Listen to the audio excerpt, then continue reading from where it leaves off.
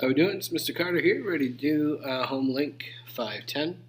Go ahead and put your name on this if you haven't yet already, and let's begin. So we're talking about rotations today, and we're going to be doing clockwise rotations, which would be a right-hand turn, and then we're going to be doing counterclockwise rotations on this circle here. So they showed you an example here, and what they want you to do is to draw a dot on the circle, and then label that dot with a letter. So for example, you start here in the center and you face north. If you do a half turn counterclockwise, so you're going to go left, you're going to be at the south direction. So then you would put a dot and then the letter A right there. So let's go through this. So let's do number one. So again, we're facing north. So we're looking here, starting at north. And we're going to do a quarter turn clockwise. So if we start at north and make a quarter of a turn, which would be 1 quarter turn here, that would be east. So we're going to put a dot here and label that B. Number two.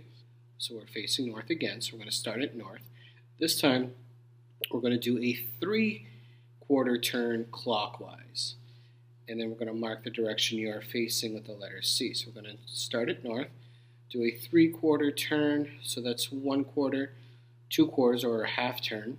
And a 3 quarter turn would be west. So you're going to put your dot here at west and label it with the letter C. Number 3. This time you're going to start at east.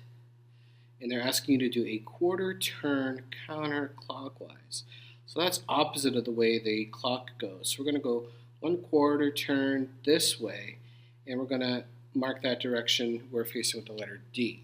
So we're going to start again at east. A quarter turn counterclockwise would take us to north. So that would be the letter D. Number 4, face west. So this time we're starting at west. We're going to make a less than quarter turn clockwise. So if we're starting at less and we're going clockwise, which means we're going the direction the clock goes in, and we're going to make a less than quarter turn. We're going to be somewhere between west and north, because north would be 1 quarter turn, but we're going to be somewhere in between west and north. So you can kind of put it anywhere you want. So I'll just put it here and label it E. But again, anywhere between west and north would have been acceptable because it's less than a quarter turn. Number 5. So we're starting at north. This is face north. Make a clockwise turn that's more than half, but less than 3 quarters. So if we're going clockwise, half, this would be half, but we got to go more than a half, but less than 3 quarters. 3 quarters would be west. So if we got to go more than a half and less than 3 quarters, we're going to be between south and west. So, and we're going to label that with the letter F. So anywhere in between west and south would be an acceptable answer here. Last one, face north. We're going to make a counterclockwise turn. So we're going to go opposite the way the clock goes, counter or turn to the left. We're going to make a counterclockwise turn that's less than half, but more than a quarter. So it's got to be less than half. This half would take us to south, and 1 quarter turn would take us to west. So we got to go less than a half, but more than a quarter turn. So again, that's also going to be between west and south. So I'll just put the letter G over here somewhere.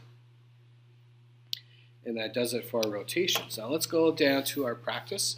I'll do numbers 7 and 8 for you, and then you'll do 9 and 10 on your own. So let's start with number 7. Number 7 was 85 times 50. So I'm going to do, let's do partitioned rectangles for this one. So if I do partitioned rectangles, so I'm going to have a rectangle that's partitioned into 80 and 5, and another rectangle that's partitioned into 50 and 0. But since we know that 0 times anything is 0, We could go ahead and just eliminate this box here and just go 85 times 50 here in this box. So our extended facts would be 8 times 5 is 40, but we got our 2 zeros here, so we got to go 4,000. 5 times 5 is 25. We had our 0 there for 250. So our answer, you got to add those up. So 4,000 plus 250. You could do that in your head. It would be 4,250. So that's our answer for number 7. 4,250. Let's look at number 8.